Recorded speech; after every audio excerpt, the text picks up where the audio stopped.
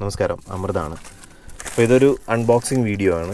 ഞാൻ റീസെൻ്റ് ആയിട്ടൊരു ക്യാമറ വാങ്ങിച്ചു. അപ്പോൾ ഞാൻ അതുകൊണ്ടൊരു 4 years ആയിട്ട് ഇപ്പോൾ ഗോപ്രോ യൂസ് ചെയ്യുന്നുണ്ട്. അപ്പോൾ ഞാൻ യൂസ് ചെയ്യുന്ന ഈ ഗോപ്രോയുടെ ഒരു യൂസർ എക്സ്പീരിയൻസ് ഒരു 4 years ആയിട്ടുള്ള എൻ്റെ ഒരു ജെന്യൂൻ ആയിട്ടുള്ള ഒരു യൂസർ എക്സ്പീരിയൻസ് ഞാൻ ഈ ചാനലിൽ ചെയ്തിട്ടുണ്ട്. അപ്പോൾ ആ ഒരു വീഡിയോ നിങ്ങൾക്ക് കാണണമെന്നുണ്ടെങ്കിൽ ഈ ഐ ബട്ടൺ ക്ലിക്ക് ചെയ്ത് ആ വീഡിയോ കാണാം. അപ്പോൾ ഇത് വന്നിട്ട് DJI Osmo എന്ന് പറഞ്ഞിട്ട് ഓസ്മോ പോക്കറ്റ് എന്ന് പറയുന്ന ഒരു വളരെ ഹാൻഡ് ഹെൽഡ് ആയിട്ടുള്ള വളരെ ചെറിയൊരു കുഞ്ഞ് ഒരു ക്യാമറയാണ്. അപ്പോൾ ഇതിപ്പോൾ ഞാൻ വാങ്ങാൻ കാരണം ഇതിലിപ്പോൾ all tax including maximum retail price 29,999 എന്ന് കാണിച്ചിട്ടുണ്ട്.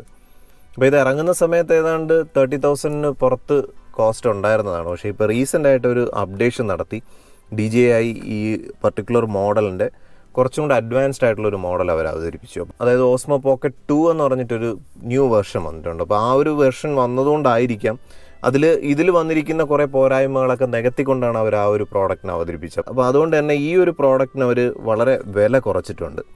ഏതാണ്ട് 13,900 ഇത് ആമസോണിൽ അവൈലബിൾ ആണ്. അപ്പോൾ ഒരു വ്ളോഗിംഗ് ഒക്കെ സ്റ്റാർട്ട് ചെയ്യുന്ന അല്ലെങ്കിൽ ഒരു ബിഗിനർ ആയിട്ടുള്ള ഒരു വ്ളോഗറെ സംബന്ധിച്ചിടത്തോളം വളരെ വെർത്തായിട്ടുള്ള ഒരു പ്രോഡക്റ്റാണ്. കാരണം ഈ ഒരു കോസ്റ്റിൽ അപ്പോൾ ഞാൻ എൻ്റെ ഗോപ്രോ എന്തായാലും ഒന്ന് അപ്ഗ്രേഡ് ചെയ്യാമെന്നുള്ളൊരു പ്ലാനിലിരിക്കുന്ന സമയത്ത്, അതായത് കുറേ നാളായി ഇതുവരെ കംപ്ലയിൻസ് ഒന്നും ഇല്ല, പക്ഷേ എങ്കിലും ഒരു ബാക്കപ്പ്, കാരണം പെട്ടെന്നായിരിക്കും ചിലപ്പോൾ എന്തെങ്കിലും പണി വന്നു കഴിഞ്ഞാൽ ഗോപ്രോയെ സംബന്ധിച്ചിടത്തോളം അങ്ങനെ പ്രശ്നങ്ങളൊന്നും വരാൻ സാധ്യതയില്ല.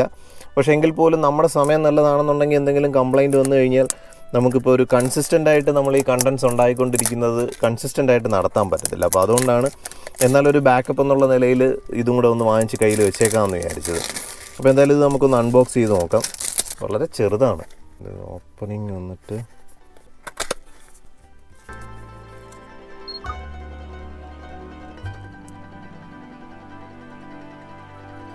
വളരെ കുഞ്ഞാണ്. ഇതിനൊരു പൗച്ചും ഒക്കെ ഉണ്ട്. ഇതാണ് എൻ്റെ ക്യാമറയും പൗച്ചും കൂടെ ഇതിനകത്താണ്. ഇനിയും ചെറുത്, കൈക്കകത്തിരിക്കാനേ ഉള്ളൂ. ഇതിൻ്റെ കേബിളും അതുപോലെ ഇതിൻ്റെ യൂസർ മാനുവൽ. ഇത് വന്നിട്ട് ഇതിൻ്റെ കേബിളും ഒരു സ്ട്രാപ്പും ഉണ്ട്. ഇത് C ടൈപ്പ് കേബിളാണെന്ന് തോന്നുന്നു. അതുപോലെ ഇങ്ങനെ ഒരു സ്ട്രാപ്പും കൊടുത്തിട്ടുണ്ട്. ഇതിനകത്ത് വന്നിട്ടൊരു C ടൈപ്പ് കേബിളുണ്ട്. വളരെ എളുപ്പത്തിനൊക്കെ കണ്ടൻറ്റ് ക്രിയേറ്റ് ചെയ്യാൻ പറ്റിയ ഒരു പ്രോഡക്റ്റാണിത്. C ടൈപ്പ് കേബിള്, അതുപോലെ ഐഫോണുമായിട്ട് അറ്റാച്ച് ചെയ്യാനുള്ളൊരു പിന്നും ഉണ്ട്. അതായത് നമുക്ക് ഫോണും കൂടെ അറ്റാച്ച് ചെയ്ത് വെച്ചുകൊണ്ട് നമുക്ക് ഈ ഒരു ക്യാമറയെ ഫോണിൻ്റെ ഒരു ആപ്ലിക്കേഷനുമായിട്ട് കണക്ട് ചെയ്ത് നമുക്ക് കുറച്ചും കൂടെ ഫീച്ചേഴ്സ് അൺലോക്ക് ചെയ്തെടുക്കാൻ പറ്റും ഈ ക്യാമറയുടെ. അപ്പോൾ അത് ഐഫോണിന് വേണ്ടിയിട്ട് സെപ്പറേറ്റ് ഒരു പിന്നും ഉണ്ട്, സെപ്പറേറ്റ് ഒരു അഡാപ്റ്ററും ഉണ്ട്. നമ്മുടെ ആൻഡ്രോയിഡിന് വേണ്ടിയിട്ട് സെപ്പറേറ്റ് ഒരു C ടൈപ്പ് പിന്നും ഉണ്ട്. വണ്ടിയുടെ അകത്ത് നല്ല ചൂടെടുക്കുന്നുണ്ട്. ഞാനിതിപ്പോൾ വണ്ടി തന്നെ ഈ അൺബോക്സിങ്ങിന് വേണ്ടിയിട്ട് ഒരു സ്റ്റുഡിയോ ആക്കി മാറ്റുക. കാരണം കൊച്ചുങ്ങളൊക്കെ ഭയങ്കര ബഹളമാണ്. വളരെ ക്യൂട്ടായിട്ടുള്ളൊരു ഡിസൈനാണ്. ഞാൻ ഇത്രയും ചെറുതാണെന്ന് വിചാരിച്ചില്ല. ഒരുപാട് പേരുടെ റിവ്യൂസൊക്കെ കണ്ടു, പക്ഷേ ഇത് പാമ്പിനകത്തിരിക്കാനേ ഉള്ളൂ, അത്രയ്ക്ക് ചെറുതാണ്.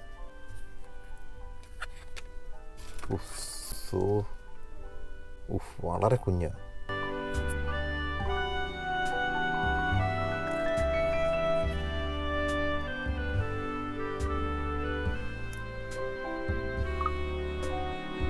വളരെ കുഞ്ഞാണ്. നമ്മൾ വിചാരിക്കുന്ന കണക്കല്ല. ഇത് പലരും റിവ്യൂ ചെയ്തൊക്കെ നമ്മൾ കാണുമ്പോഴത്തേക്ക് കുറച്ച് വലുതായിട്ട് തോന്നും, പക്ഷേ വളരെ ചെറുതാണ്, തീരെ ചെറുതാണ്.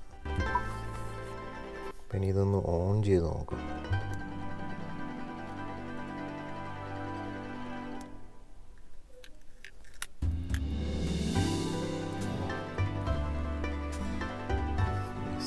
ഇവിടെ ഒരു സ്റ്റിക്കർ, ഇവിടെ ഒരു സ്റ്റിക്കറൊക്കെ ഉണ്ട്, അതൊക്കെ ഇളക്കിയെടുക്കാം.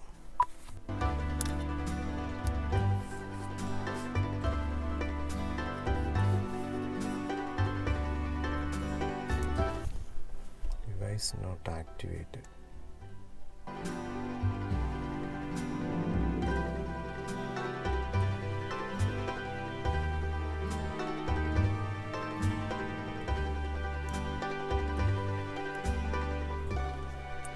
എന്തായാലും അതിൻ്റെ ഡിവൈസ് ആക്ടിവേറ്റ് ചെയ്യാൻ ഈ ഫോൺ വെച്ച് വല്ലതും ആക്ടിവേറ്റ് ചെയ്യേണ്ടതുണ്ടോ എന്നൊരു സംശയമുണ്ട്. അപ്പോൾ എന്തായാലും അതൊക്കെ ഞാൻ ചെക്ക് ചെയ്ത് നോക്കാം. എന്തായാലും ഇതൊരു 1 വീക്ക് യൂസ് ചെയ്തതിന് ശേഷം ഇതിലെടുത്ത കുറച്ച് വിഷ്വൽസൊക്കെ ആയിട്ട് ഞാൻ ഒരു ജെന്യൂൻ ആയിട്ടുള്ളൊരു യൂസർ എക്സ്പീരിയൻസ് ഷെയർ ചെയ്യാം. അപ്പോൾ എന്തായാലും മറ്റൊരു ജെന്യൂൻ ആയിട്ടുള്ളൊരു യൂസർ എക്സ്പീരിയൻസ് ആയിട്ടോ, അല്ലെങ്കിൽ ഒരു ട്രൈബർ വിശേഷമായിട്ടോ, അല്ലെങ്കിൽ ഒരു ക്ലാസിക്കിൻ്റെ യൂസർ എക്സ്പീരിയൻസ് ആയിട്ടോ, അല്ലെങ്കിൽ ഒരു ബ്ലിസ്ഫുൾ സ്റ്റോറി ആയിട്ടോ ഒക്കെ നമുക്ക് വീണ്ടും കാണാം.